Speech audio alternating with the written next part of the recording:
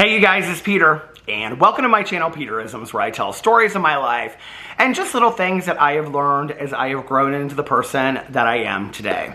And I went through the meditation books today to kind of see the titles, and I picked Journey to the Heart, as well as Meditations for Living in Balance. And I don't know that I'll get to both of them, but I think I'm going to start with the Journey to the Heart today because I really liked the title of that one.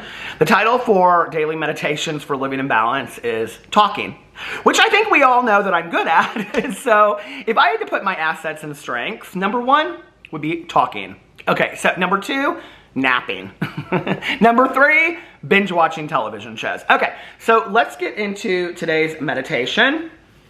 July 6th. See how each soul has touched you. Often in our lives, we don't realize the significance of a relationship until later, when the experience has passed. Then we understand how the person helped us along the way, took us to the next part of our journey, opened us up to begin learning the next lesson, and we see how we, in turn, helped shape that person. One evening, as I was readying for sleep, I had a vision. I saw clearly before me a scenario of the dance we do with each other.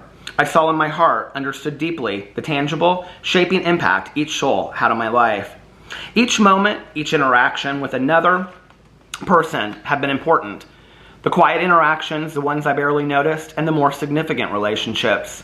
Each moment, the moments that hurt, the moments that brought joy, had helped. We had touched each other. We were joined in an intricate dance, a dance in which our souls learned and grew. And we had taken our places with each other on time, for the dance was perfectly choreographed. I could almost see us waving gleefully to each other, happy for how we had connected, joyful that we had helped each other learn the lesson of the soul. Courage, love, forgiveness, gentleness, self-love. See how each soul touches you. See how you touch them. Ask your heart to guide you with honesty, love, and responsibility in all your encounters. Honor the sacredness of love. Honor the lessons of planet Earth and the people who help you learn. Wow, I didn't expect to get teary-eyed when reading this meditation. I haven't done that on here in a long time, reading a meditation and starting to cry. I think the reason I did was I have had the blessing in my life of being touched by just the most amazing people, and having had in this play that I call life the most amazing characters, as you know, as actors in the play that is called The Life of Peter Monn. I've just been so blessed, you know. And years and years and years ago, I heard the saying that people come into your life for a reason, a season, or a lifetime, and I'm such a believer in that. You know, that I have had, again, the blessing in my life to only to have a few people that I believe are lifetime people. But I've also had people in my life that are there for a week, sometimes even a weekend. You know, you go away and you meet somebody on a trip or whatever, and you become friends with them and you start talking, and, you know, it's like you learn something later, even if it's about yourself, that to step outside of your comfort zone and introduce yourself to somebody else or whatever, you know. I don't know why, I'm just going to go with my heart on this one, or my gut on what I'm talking about. I can remember Alex and I, several years ago, we went on a trip to the Dominican Republic, and Alex really he loves to do those excursion trips when you're, you know, places. So we were staying at this all-inclusive, and they had all these different excursions that were like included that you could do. And so one day we did this excursion that was like this private island where they supposedly filmed Pirates of the Caribbean or something like that. It was supposed to be beautiful. And you took this like catamaran out there, and it was supposed to be like 30 people, and like they were going to take you to the middle of the ocean where it was real shallow and you could like dive for sand dollars and all this kind of stuff. And I was not excited about it. I'm not a person that likes to meet other people. You know, Alex can become friends with somebody like that. I'm not that person. So I just thought it would be just the two of us, and we kind of like sit in a corner and, you know, whatever. So anyway, we ended up meeting these three other couples while we were there, and we kind of sat on, like, if you've ever been on one of those catamaran things, they have like the rope what do you call it, like a net at the front that kind of like the water washes up on it. And we kind of sat around that, and it was supposed to be this VIP excursion where like it was like a full open bar and all this kind of stuff, right? And the full open bar ended up being like a bottle of rum and like a 2-liter of Coke that they ran out of or something like that. And so they would like pass these like Dixie, I mean, I'm not lying, you guys, it was like Dixie cup size, right, of these cups. And so these couples, the women, it was 3 women and their husbands, they got laughing so hard, and like Alex and I were like talking to them, and we started having like all of these personal inside jokes. And I don't know why I'm getting so teary-eyed today. I've been real emotional lately. Do you ever feel that way? Like where you're just like, anything like brings you to emotion? I don't know why, but anyway. So so we spent the whole day with them, and I remember like we got to the island and it was like pouring down rain. We did stop in the middle of the ocean and got off, and it was like 3 feet of water, and it was absolutely beautiful, crystal clear water, and you could see sand dollars and stuff like that all around you. So we get to the island and it's like pouring down rain, right? There's like this entire lunch that they've planned for us, a seafood lunch. I don't eat seafood. I don't eat meat. The seafood lunch, and it was like I had like pasta salad and a piece of bread. And even then, the seafood lunch that they had, it was like all you can eat was just not all you can eat. And they were like, it was all these inside jokes of all of them like kind of complaining. But then it was like, there was like this open like deck area that, well, not open, it had a roof over it, but like the sides were all open. And they were from Louisiana. And so they started playing us, oh shoot, why can't I think of the music now? It's a kind of music that comes from like New Orleans, that area. It's called, not Creole, but it's a kind of music. And they started teaching us like how to dance to it. And they had taken one of these bottles of rum from the boat, and so they were all passing it around with my husband and stuff. And it was fun. Like we had such a great day, and it was all the inside jokes and all that kind of stuff, you know? And so then we had this whole like ride back where we're like, Zydeco is what it's called. Am I pronouncing it right? Anyway, they were teaching us like how to dance and all this kind of stuff. And I mean, it was like we had known them like our entire lives, right? And so we get back to, we're like, you know, taking the trip back and everything like that. And we're like, oh, we should like meet up. But at this place, you had to have dinner reservations for the night. And so, they had dinner reservations somewhere, and we had dinner reservations at the same time somewhere else. And so we agreed that we would meet afterwards and have like a drink and whatever. And they were flying out the next morning, and we had one more full day before we were flying out. And so I don't know why I'm getting so emotional. This is so silly. But we like, after dinner, we all met up, and we like, you know, like everybody got drinks, and I got a coffee. They had this little coffee shop there.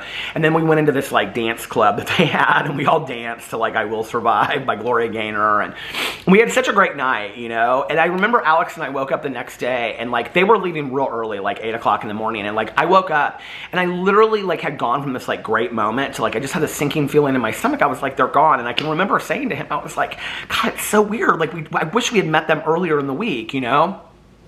And we exchanged numbers, and we became friends on Facebook and all that kind of stuff. And they were like, come to Louisiana and we'll like entertain you. We love you guys. And, you know, we sent messages back and forth for, I don't know, the next month or something like that. But then it kind of fell off. But I'm forever grateful because they made that trip, like the end of that trip, like so amazing for us, you know? And it was just like, and what I learned is, if I step outside of myself, if I allow myself to push through my social anxiety, I am able to have such wonderful, amazing experiences with other people. And the one thing I have learned in this world is that all of this is great. Houses and, you know, clothes and trips and all of that is great. But the experiences that we have with other people are truly, truly, truly what makes life so wonderful. And if I don't allow myself, you know, I think to my mom sometimes, and my mom was very lonely. And I would say, Mom, why don't you call one of your friends? You know, she was very involved in a 12-step program, same one I am. And I'd say, why don't you call one of your friends? And she'd say, I don't want to be a burden to them. You know, I'm sure that they have other plans. I'm like, well, how do you know until you ask? And she never asked, right? And there were a few times that she went and did stuff and whatever, and then she'd come home and she would just nonstop talk about it to me on the phone. She'd be like, oh my God, they had a barbecue and they had this, and they were so nice to invite me, and yada, yada, yada. And she got, you know, invited to the 4th of July things and birthday parties and whatever. And when she did go and she did show up, she had such a blast, you know. And that's just one experience of me talking about that trip that really has greatly affected me. You know, I can remember my husband and I were in Mexico and we met this couple by the pool. And I remember I was reading Big Little Lies by Liam Moriarty, and the wife, she had read that book too. And we started talking to them, and I think they were from Dallas or something, and they were just there for the weekend and we were there for like a week. And like, you know, we met for like drinks after dinner and talked to them. And, you know, every day they saved us seats by the pool. And, you know, Alex and the husband talked. And it just, you know,